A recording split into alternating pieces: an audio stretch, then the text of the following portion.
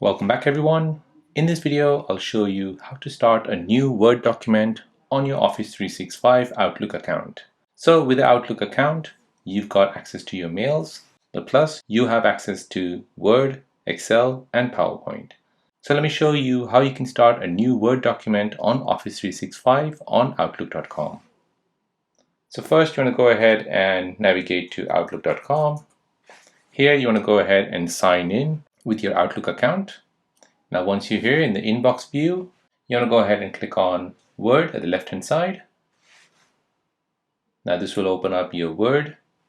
Now to start a blank document on Word, go ahead and click on Blank Document.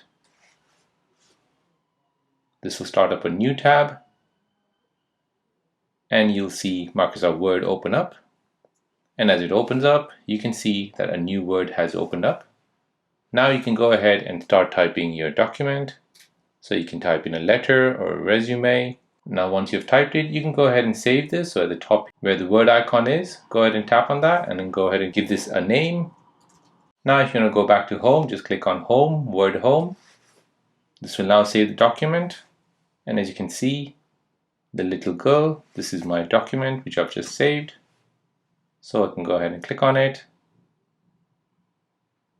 And I've got my Word document back.